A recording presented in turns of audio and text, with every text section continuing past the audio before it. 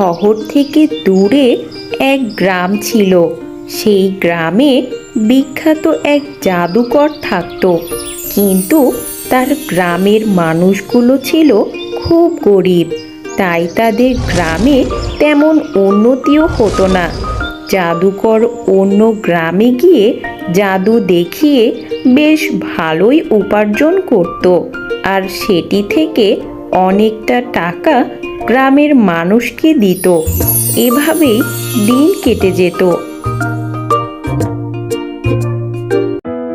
জানো মা, আমাদের গ্রামে গত সপ্তাহে যে জাদুকরটা এসেছিল আগামীকাল আবার আসবে। আর এবার নাকি তার সবচেয়ে প্রিয় আর চমৎকার জাদুটি দেখাবে, যেটা আগে কেউ দেখেনি। তাই নাকি খোকা? তাহলে তো খুব আনন্দ হবে, গ্রামের সকলেই দেখতে যাবে।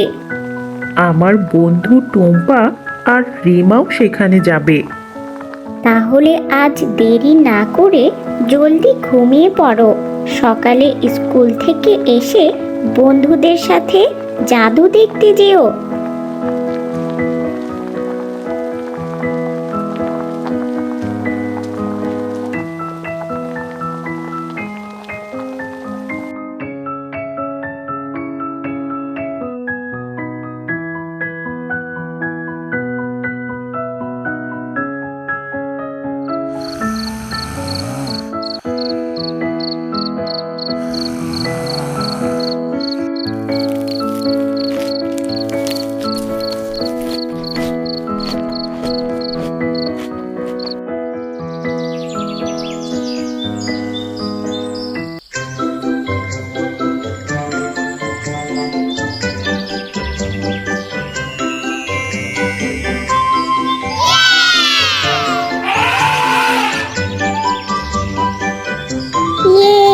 হাতির গাড়ি, হাতির গাড়ি, ইয়ে কি মজা!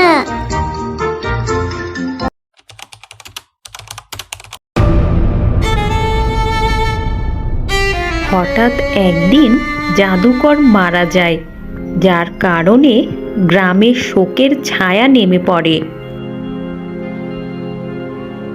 আমাদের গ্রামে জাদুকরের দেওয়া অর্থে সকলের খুব উপকার হতো। লোকটি মারা গিয়ে গ্রামটি যেন মূল্যহীন হয়ে গেছে। একদম ঠিক বলেছেন, আমার দোকানেও আগে খুব ভিড় হতো। লোকেরা জাদু দেখতে এসে চা খাওয়ার ভিড় জমে যেত, আর এখন তেমন কেউ আসে না।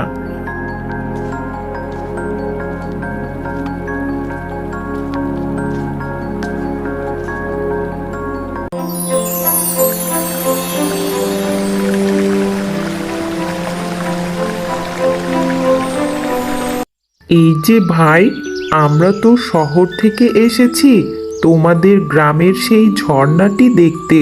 অনেকটা দেরি হয়ে গেল, এখানে কোনো বিশ্রামের জায়গা, হোটেল আছে? না বাবু, এখানে সকলের দুই বেলা পেট ভরে খাওয়াই মুশকিল হয়ে যায়, আর হোটেল?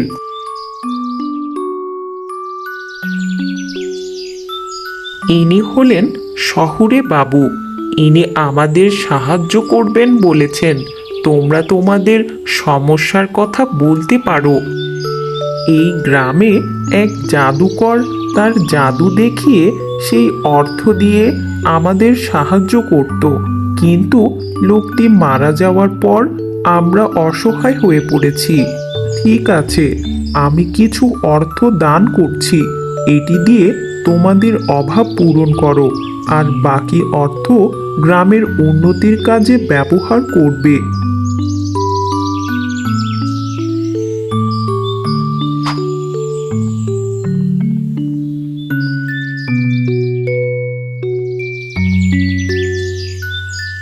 সকলের মতে গ্রামের সবার জন্য গরু ক্রয় করা হলো, যা দিয়ে তারা তাদের অভাব পূরণ করবে।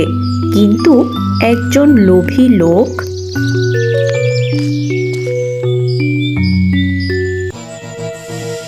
এই গরুগুলোকে আমার সেই বাগান বাড়িতে নিয়ে যাব, এতে করে আমি খুব তাড়াতাড়ি ধনী হয়ে উঠব।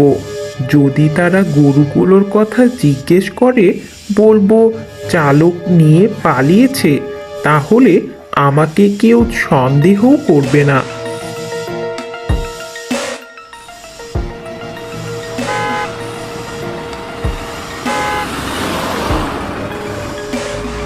চালক ভাই, এই রাস্তা দিয়ে নয়, ওই মাটির রাস্তা ধরে বেলনগর যাও।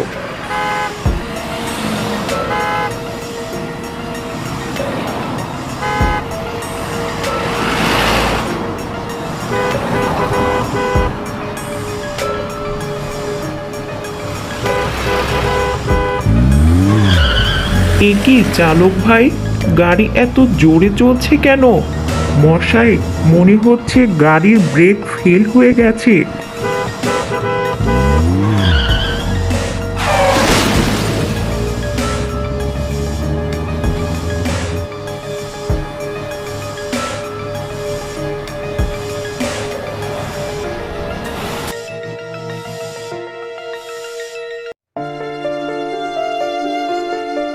আজ আমি বেশি লোভ করতে গিয়ে নিজের ভাগের গরুটিকেও হারিয়েছি, গ্রামবাসীর অধিকারও নষ্ট করেছি, যার ফলে আমার ঘরে কোনো টাকাই নেই। তোর এমন অসুস্থতার জন্য চিকিৎসার পয়সাটাও নেই আমার কাছে, কিন্তু যে করেই হোক তোর চিকিৎসা আমি করাবই।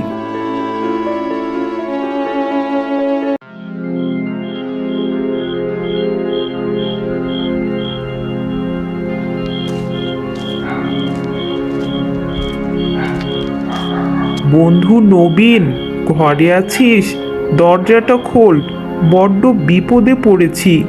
বন্ধু নবীন। আরে বন্ধু কামাল, এতদিন পর। ঠিক আছে, ঘরে চল, বাকি কথা ঘরে গিয়ে হবে। কি ব্যাপার, এত রাতে হঠাৎ এতদিন পর আমার কথা মনে পড়লো? আমার ছেলেটা খুব অসুস্থ, তার চিকিৎসার জন্য প্রচুর টাকার প্রয়োজন। তুই আমায় ধার দিতে পারবি? তা তো দিতেই পারি, কিন্তু আমার ঘরে তো অত টাকা নেই। তাহলে আমার ছেলেটা কি মারা যাবে?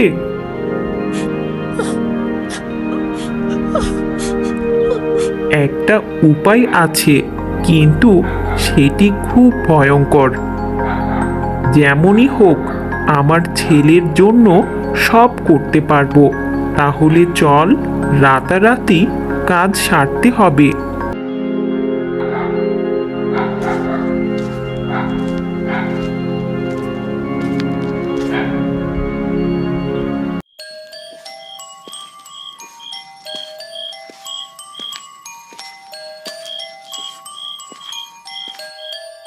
এটি হলো এক মায়াবী কুয়া।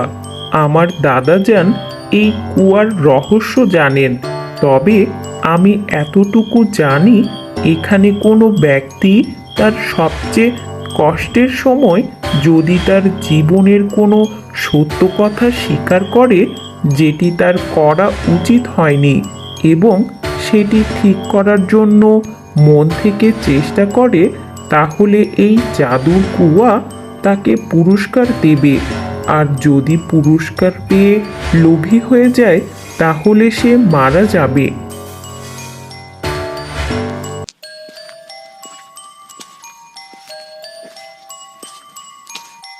জাদুর কুয়া, আমি আমার ভুল স্বীকার করছি। আমি সেই লোভী যে গ্রামবাসীর গরুগুলো নিজের করে নেওয়ার জন্য ভুল পথে গিয়েছিলাম, আর সব গরুগুলো শেষ পর্যন্ত হারিয়ে ফেলি। আমি এই পাপের জন্য অনুতপ্ত।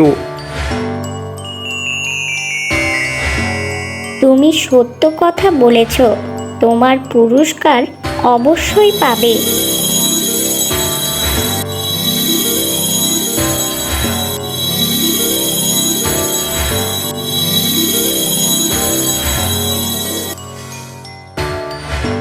তাহলে বন্ধু, তুই সেই লোভী লোকটি যে এমন জঘন্য কাজটি করেছিল?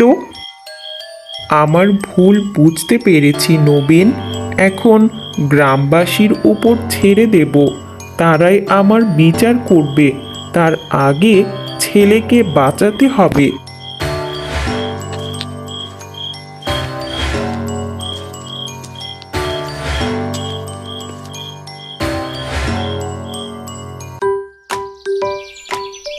এরপর কামাল সেই স্বর্ণ মুদ্রা দিয়ে ছেলের চিকিৎসার ব্যবস্থা করে আর কিছু অংশ উপার্জনের জন্য রাখে।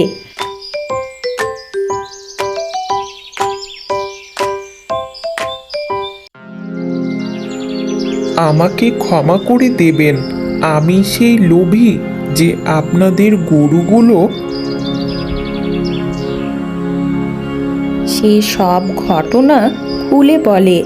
গ্রামবাসী কামালকে তার ভুল বুঝতে পারার জন্য বলে, যেহেতু তুমি তোমার ভুল বুঝতে পেরেছ আর তোমার সব স্বর্ণমুদ্রা আমাদের দিতে রাজি হয়েছ, তাহলে তোমাকে শাস্তি দিয়ে ছেলেকে অসহায় করতে চাই না আমরা।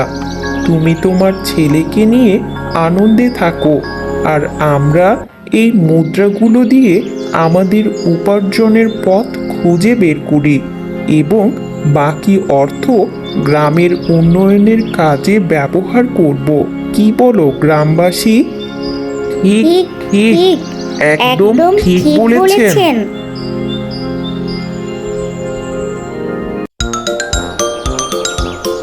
এরপর কামাল তার ছেলেকে নিয়ে আনন্দে ব্যবসা করতে শুরু করে। অন্যদিকে গ্রামবাসীর কোনো অভাব রইল না, তারাও নিজেদের উপার্জনের পথ খুঁজে পেয়ে যায়। ভিডিওটি ভালো লাগলে সাবস্ক্রাইব করে সাথেই থাকুন।